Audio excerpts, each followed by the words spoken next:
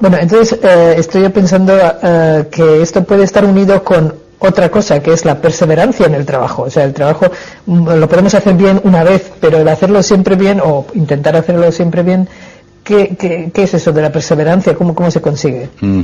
Bueno, la perseverancia es algo que se va adquiriendo cuando la voluntad y la inteligencia lo permiten. El niño pequeño, ser perseverante es muy difícil porque su capacidad de prestar atención es poca, luego puede ir creciendo, debe de ir creciendo, y su voluntad también.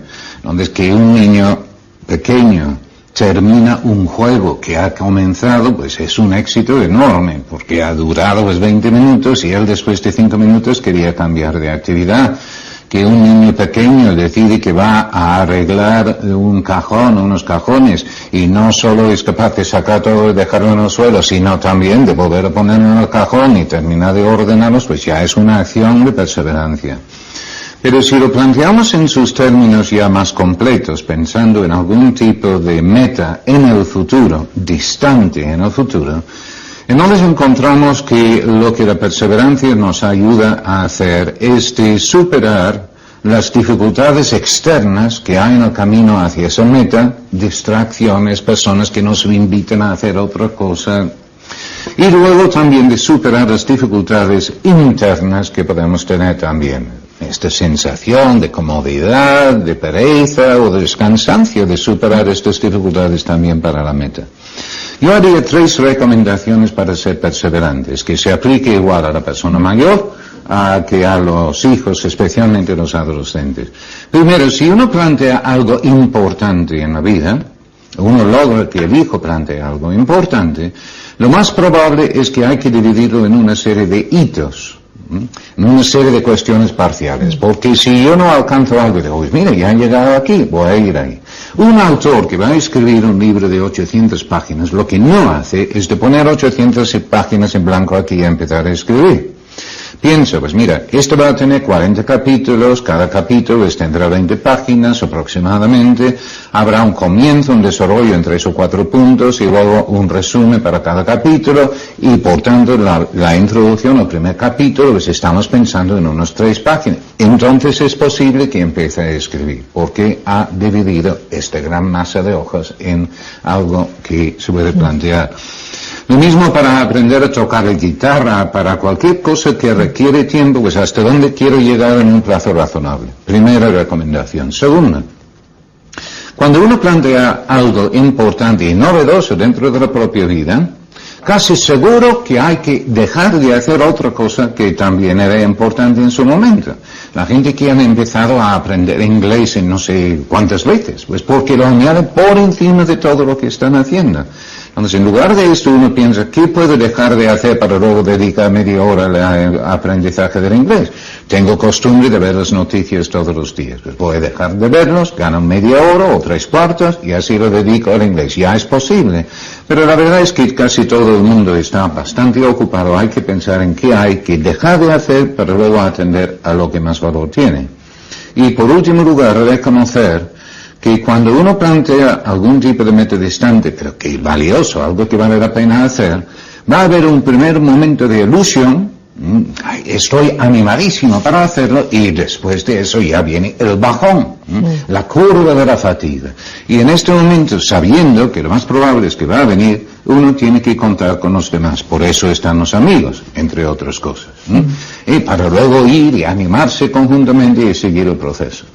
Y, por ejemplo, la terquedad, ¿qué es? ¿Es lo mismo que la perseverancia? ¿Es la formación? Efectivamente, la terquedad es más que la perseverancia, es un vicio por un exceso de lo mismo. Y esto significa, aunque yo me doy cuenta de que me equivoqué en la meta que estaba planteado, o me equivoqué en los procedimientos, yo dale, pues sigo por el camino, aunque es un camino evidentemente equivocado. Y ahí tiene que entrar el padre o el educador para enderezar eso. Pensar en su propia exigencia, si no estar que él mismo en lograr algo innecesario e inadecuado en su hijo. No, porque yo estaba pensando, ¿qué ayudas son necesarias y qué ayudas son innecesarias para motivar a una persona para que siga adelante? Pues nunca se sabe, esto es donde hay que probar, que hay que soltar, ver hasta dónde llega con un poco de orientación, un poco de ánimo y de acuerdo con cómo es cada uno de los hijos, alumnos, entonces prestarle la ayuda que necesita en cada momento, que es tener más claro lo que tiene que hacer, es de desarrollar alguna capacidad más para que luego pueda cumplir con ello, es un problema de motivación. ¿Cuál es el problema? Entonces ir por el problema de acuerdo con la situación de cada hijo. O sea, voluntad, desarrollar más la voluntad. Supongamos, un señor que no se levanta por la mañana, un niño, y entonces se le pone el despertador y en teoría debería levantarse cuando suena, pero entonces como no se levanta, entra la madre todas las mañanas y lo levanta. ¿Eso es mala o buena ayuda? Bueno, esto en principio uno diría que la meta eso no es un trabajo, pero... que al final lo que uno pide es que el niño se responsabilice de sus propios actos, pero que hay un proceso para llegar a hacerlo. Es muy probable que en algunos pequeños, por lo menos, lo que hay que hacer es no solo despertarles, sino levantarles, que son cosas diferentes. Con esta persona que decía que su problema no era de contar con un despertador, sino con un levantador, ¿eh? Aunque son dos acciones diferentes.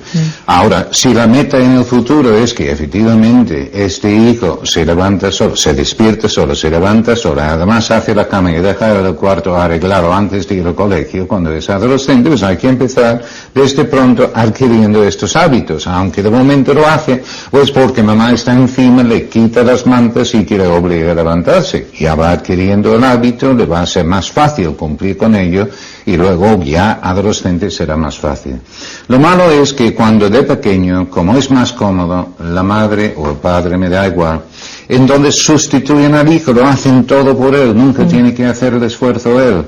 Entonces así pues no va aprendiendo a cumplir con los hábitos, y si no adquiere hábitos por motivos bajos, porque me obligan inicialmente, pues nunca lo va a hacer por motivos más elevados después, o será mucho más difícil. Bueno, ya para terminar, ¿cómo podemos conseguir que una persona sea perseverante en todo? Bueno, o en casi todo, porque claro, es muy fácil ser perseverante, por ejemplo, en las clases de judo si a uno le gusta, pero a lo mejor ir a misa los domingos pues no es tan fácil.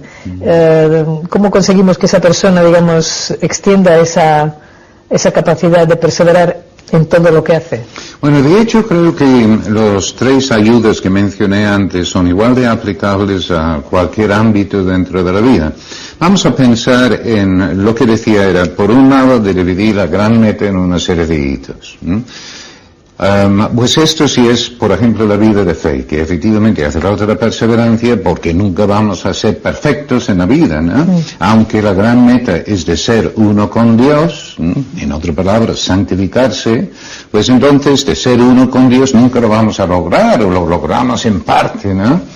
Y entonces en ese sentido lo que hace falta es de dividir esta gran meta en una serie de cosas. Pues esta semana, ¿qué voy a hacer para intentar ser mejor?